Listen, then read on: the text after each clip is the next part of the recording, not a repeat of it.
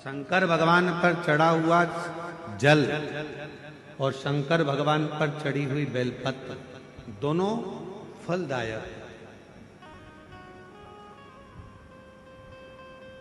जब संसार के लोगों ने शिव महापुराण की कथा सुनकर शिवजी पे चढ़ी हुई बेलपत्र खाना चालू करी तो कई रिसर्च सेंटरों में रिसर्च हुआ कि बेलपत्र खाने का सियोर वाला महाराज बोलता है तो इस बेलपत्र में ऐसा क्या है जो लोगों की बीमारी दूर हो रही है।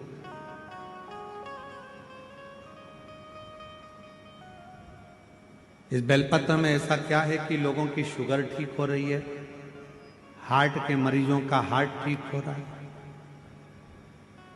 इस बेलपत्र में ऐसा है क्या? जब शिव महापुराण की कथा लोगों ने सुनना चालू करा और शंकर भगवान पे चढ़ा हुआ जल और बेलपत्र खाना चालू करा तो संपूर्ण रिसर्च सेंटरों में, बड़े बड़े रिसर्च सेंटरों में रिसर्च प्रारंभ हुआ कि बेलपत्र में ऐसा होता क्या। महाराज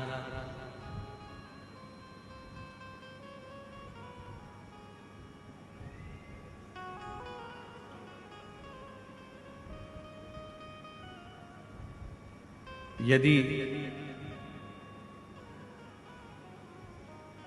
प्रतिदिन एक पत्र है, अच्छा है,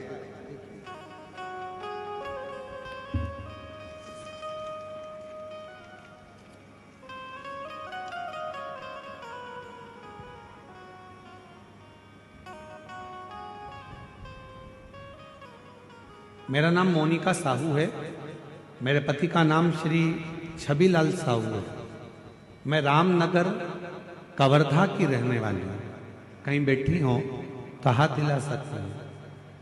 मेरा नाम मोनिका साहू है, मेरे पति का नाम श्री छबीलाल साहू है। मैं रामनगर कवर्धा की रहने, आप ही हैं? आ जाइए, एक बेलपत्र लेकर जाइए। गुरुदेव, मेरे ससुर जी की तबीयत सन 2024 में सितंबर के महीने में खराब हो गई। उनका लीवर पूरी तरह से खराब हो गया, डैमेज हो गया। डॉक्टर साहब ने उनका लीवर जब बताया कि पूरा डैमेज हो चुका है, खराब हो चुका है, तो बचने की कोई उम्मीद नहीं है, उनका बचना मुश्किल हो। डॉक्टर साहब द्वारा उनका बताया गया कि ये बच नहीं पाएंगे। फिर मुझे किसी ने बताया कि शंकर जी पे चढ़ा हुआ बेलपत्र और शिव जी पे चढ़ा हुआ जल, ये दोनों अगर दिया जाए तो आराम लग सकता। हम उसी समय शिव जी के मंदिर जाना प्रारंभ कर दिए। शिव जी का चढ़ा हुआ जल लेकर आए, अपने ससुर जी को देना प्रारंभ करा।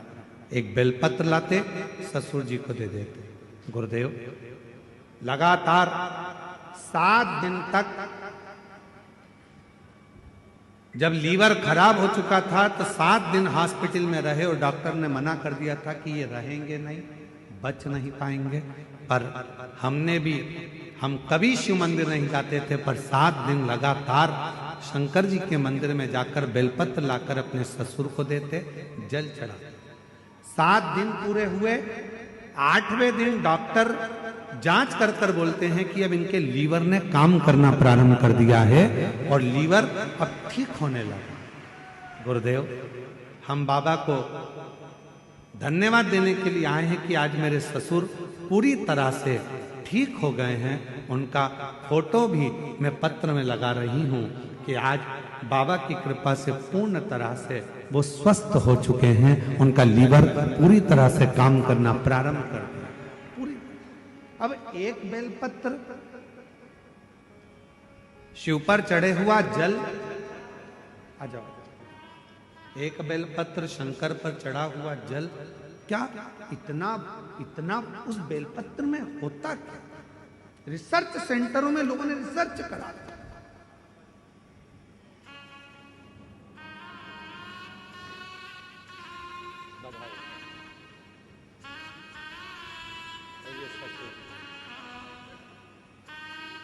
आप ठीक है?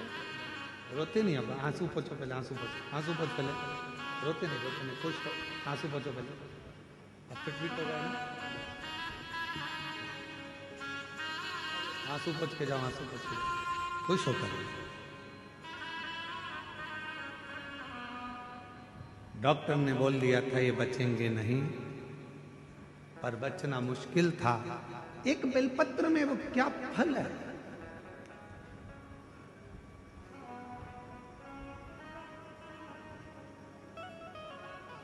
एक रिसर्च में निकला कि सियोर वाला महाराज कहता है कि एक बेलपत्र शंकर जी पे चढ़ी हुई खाओ, शिव जी पे चढ़ा हुआ जल पियो, उसका आखिर लोगों की स्वास्थ्य में कैसे लाभान्वित हो रहा। तब निकला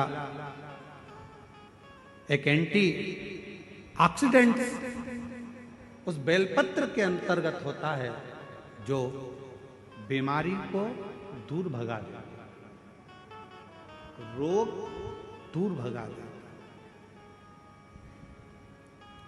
हम तो यहां तक कहेंगे अगर कोई व्यक्ति को पेट की प्रॉब्लम हो, डॉक्टर को दिखा रहे हो, एसिडिटी से जुड़ी हुई प्रॉब्लम हो, कब्ज की हो, या कोई पेट से जुड़ा हुआ कोई भी प्रॉब्लम हो, बेलपत्र में भरपूर मात्रा में फाइबर होता है। बेलपत्र में भरपूर मात्रा में फाइबर होता है। अगर शिवजी पर चढ़ी हुई एक बेलपत्र यदि अवधूतेश्वर महादेव का नाम लेकर प्रतिदिन अगर खाया जाए, कब्ज हो, पेट का प्रॉब्लम हो, या अन्य गैस का, आपाच का, एसिडिटी का कुछ भी प्रॉब्लम हो, यदि अवधूतेश्वर महादेव का नाम लेकर एक बेलपत्र सुबह सुबह शिवजी पे चढ़ा खाना प्रारंभ कर दो, 15 दिन में मालूम पड़ जाएगा कि आपको एसिडिटी हो ही नहीं सकती, कब्ज का प्रॉब्लम हो ही नहीं सकती, गैस का प्रॉब्लम हो ही नहीं सकती। एक बेलपत्र, क्योंकि बेलपत्र के एक पत्ते में भी फाइबर की मात्रा बहुत ज्यादा मात्रा में होती है, भरपूर मात्रा में फाइबर बेलपत्र में होता है। क्या है बेलपत्र?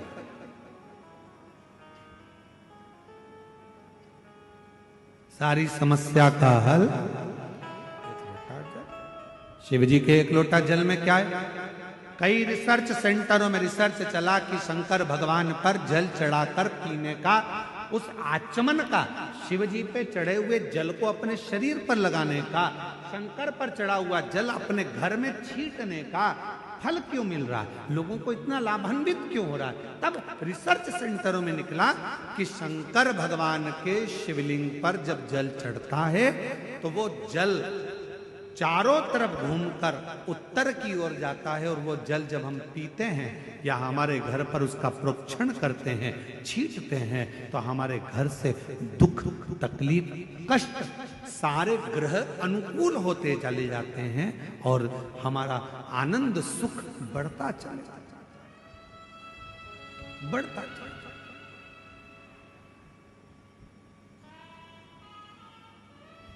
महाराज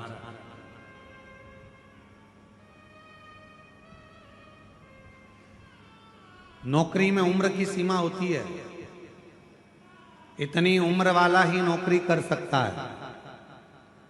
परीक्षा में समय की सीमा होती है कि इतने समय में ये एग्जाम क्लियर करना है, इतने समय में पेपर देना है। नौकरी में उम्र की सीमा होती है, परीक्षा में समय की सीमा होती है। गाड़ी में गति की सीमा होती है कि इससे ज्यादा मत चढ़ाना।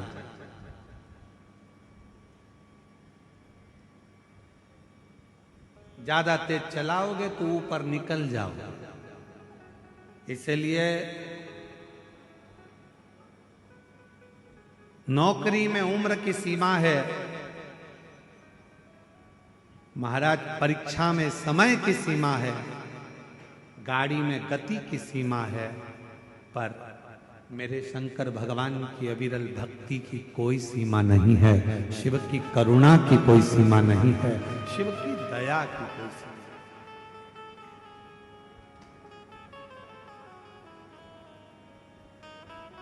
दया की कोई सीमा।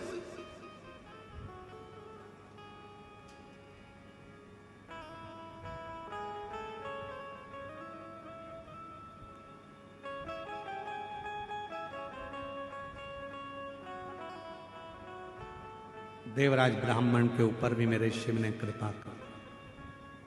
बेलपत्र के वृक्ष के नीचे देवराज नाम के ब्राह्मण के प्राण छूट गए और वो देवराज नाम का ब्राह्मण का प्राण गया, पर शंकर का वचन है माता पार्वती को, जिसके प्राण बेलपत्र के वृक्ष के नीचे जाते हैं या जिसके शरीर के अंदर बेलपत्र का थोड़ा सा भी भाग रहता है, वो जीव फिर नरक नहीं भोग, नरक से दूर हो जाता, नरक से